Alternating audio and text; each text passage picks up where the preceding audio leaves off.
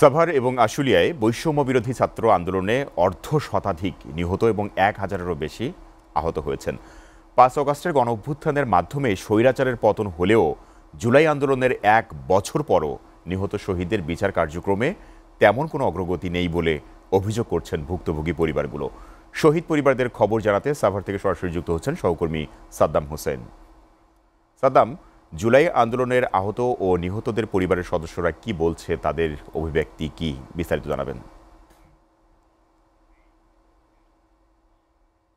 না, ৫ই আগস্টের পর স্বৈরাচার সরকারের পতনের মধ্য দিয়ে কিন্তু এই নতুন একটি বাংলাদেশ আসে। তবে যে জুলাই শহীদরা ছিলেন, অর্থাৎ ৩৬ জুলাই যেটাকে বলা হয়, অর্থাৎ সাভারে কিন্তু এই জুলাই আন্দোলনে বিএনপি থেকে শুরু করে এবং সাধারণ শিক্ষার্থী থেকে শুরু করে বিএনপি এবং অঙ্গ সংগঠনের রাজনৈতিক নেতাদের পাশাপাশি এবং এখানকার সর্বসাধারণ কিন্তু এই আন্দোলনে ছিল, আমরা কিন্তু এমনটাই দেখেছি। এবং সেই সাথে যদি বলা যায় যে সাভারে কিন্তু উপজেলা অনুযায়ী সব থেকে বেশি হতাহতের ঘটনা ঘটে, যেটি বলা যায় যে ৫০-এরও অধিক কিন্তু নিহত হয় এবং হাজারের অধিক কিন্তু আহত হয় বিভিন্ন শ্রেণীর লোকজন, পেশাজীবী লোকজন, ছাত্র সহ শুরু করে বিভিন্ন পেশাজীবী। তো আজ যারা কথা বলবো সেই অর্থাৎ শহীদ মেহেদী, অর্থাৎ তিনি ২০শে জুলাই অর্থাৎ ২০শে জুলাই সাভার বাস স্ট্যান্ড, সাভার বাজার স্ট্যান্ড এলাকায় কিন্তু তিনি পুলিশে এবং আওয়ামী লীগের গুলিতে তিনি নিহত হন। আমি কথা বলবো যে এই পরিবার এসে কিন্তু খোঁজ খবর নেওয়ার জন্য আমরা আজকে আসতে দেখতে পাচ্ছি যে বিএনপির তরফ থেকে কিন্তু তারা খোঁজ খবর নিচ্ছেন এবং এই পরিবারের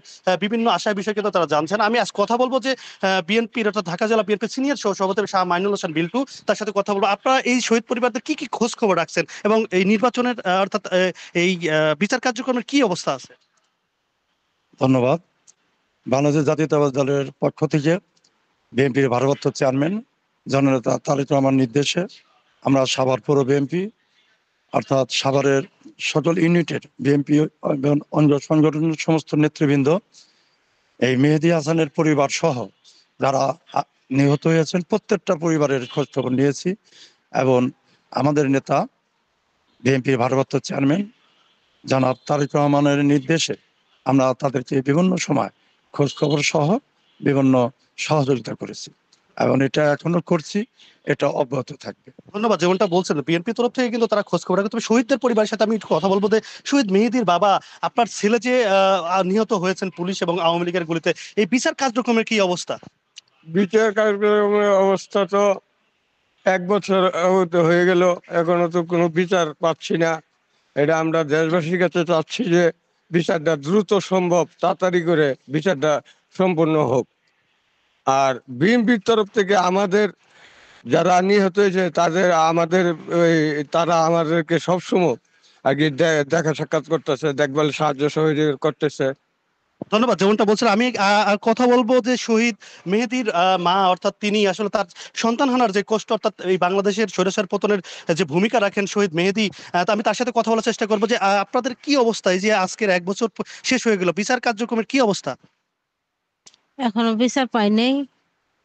আমার ছেলে শহীদ মেহেদী হাসান আমার সংসার উপার্জনকারী ছিল, সবার বড় সন্তান আমার।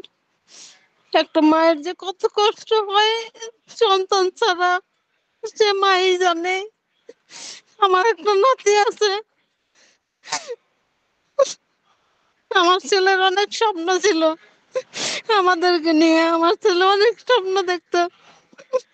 ১৯ জুলাই আমার ছেলে আন্দোলনে গেছিল, মডেল মসজিদে নামাজ পড়ে পরে ফোন করছি, তুমি আইসা পরে বাসায় আইসা পড়ছে। পরে বলছে মা আমি তো বাহিরে যাওয়ার কথা ছিল আমার ছেলের,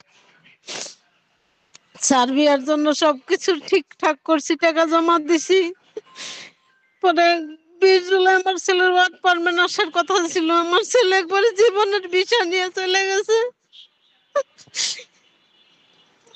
ধন্যবাদ। যেমনটা বলছেন আসলে একজন মার যে আহাজারি সেটি কিন্তু এখন পর্যন্ত রয়েছে, যে বিচার কার্যক্রম সেটি কিন্তু এখনো শেষ হয়নি। আমরা দেখেছি যে সাভারের যে জুলাই আন্দোলন, অর্থাৎ ৩৬শে জুলাই ৫ই আগস্টে যে যারা শহীদ হয়েছেন, জুলাইয়ে যারা শহীদ হয়েছেন, তাদের যে আহাজারি সেটি কিন্তু এখনো শেষ হয়নি এবং যে বিচার কার্যক্রম সেটি কিন্তু তারা পাচ্ছে না, এমনটাই বলছেন এই সব নিহত শহীদ আহতদের পরিবার। তো সোহেল রানা, এই ছিল আমার কাছে জুলাই শহীদদের পরিবারের সর্বশেষ তথ্য।